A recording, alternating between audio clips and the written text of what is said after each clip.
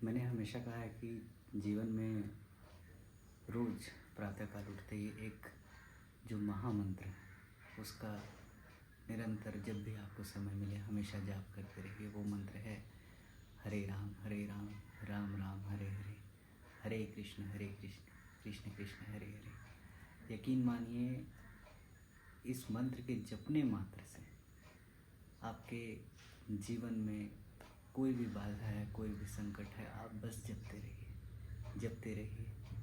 वह बाधा, वह संकट ऐसे चमत्कार की तरह धीरे धीरे बहुत जल्द उसमें आपको सुखद परिणाम नजर आएंगे। आशा है कि आप सभी बहुत अच्छे होंगे और मैं हूं मनीष। आज हम बात करेंगे भगवान श्री विष्णु के अवतार श्री कृष्ण के अवतरण की, कि उनका अवतरण क्यों हुआ, या वे पृथ्वी पे किस उद्देश्य आए, कब आए। तो सबसे पहले ये जानना आवश्यक है कि जब एक समय ऐसा आया कि जब इस पृथ्वी पर बहुत से ऐसे राजा थे जो वास्तव में तो वे असुर थे, पर वो राजा कहलाते थे, और उनके द्वारा किए जा रहे कृत्य के कारण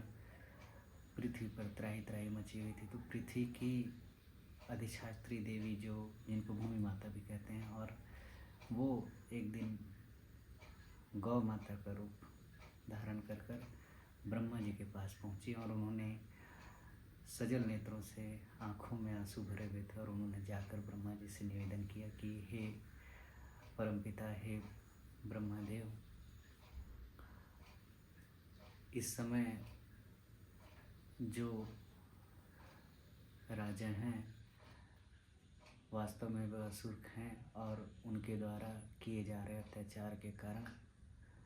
हर एक भक्त परेशान है, मैं भी परेशान हूँ। तो ब्रह्मा जी जब इस बात को सुने तो उन्होंने उनकी व्यथा को सुनी, समझे, और वे बोले कि ठीक है, मैं तत्काल रूप से वो उनके साथ क्षीरोदक्षाई भगवान श्री विष्णु श्री हरि के पास निकल पड़े। क्षीर सागर के तट पर जब वहाँ पहुँचे, उनके साथ भूमि माता और अन्य देवतागण भी पहुँचे। तो जब वह क्षीर सागर के तट पर पहुँचे, सभी देवतागण श्री हरि भगवान विष्णु का स्मरण करने लगे, चिंतन करने लगे, प्रार्थना करने लगे कि भगवान प्रकट होइए। परंतु बहुत देर तक जब भगवान श्री हरि विष्णु प्रकट नहीं हुए तो ब्रह्मा जी स्वयं ध्यान मग्न होकर बैठे, और उन्होंने श्री हरि विष्णु का ध्यान किया और उन्हें भूमि माता के संदेश को उन तक पहुंचाया और उनसे प्रार्थना की। तो उस समय श्री हरि भगवान विष्णु ने जो संदेश प्रेषित किया, एक संदेश भेजा, वह केवल ब्रह्मा जी ही समझ सकते थे। तो उन्होंने उनको एक संदेश दिया कि आप सभी देवी देवता जो भी आए हैं आपके साथ, आप सबको यह सूचित कर दीजिए कि मैं बहुत जल्द उन असुरों का संहार करने के लिए और अपने भक्तों का पालन करने के लिए पृथ्वी पर अवतरित होऊंगा। और जब मैं अवतरित हूँ तो मेरे अवतरित होने से पहले, मेरे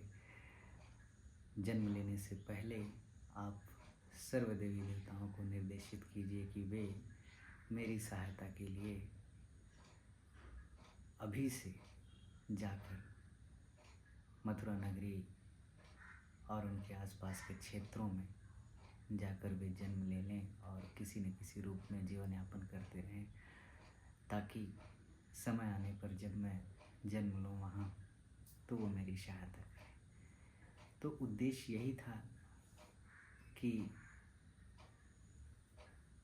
उन असुरों का संहार करने के लिए भगवान श्री विष्णु वहाँ पे अवतार लेना चाहते थे, और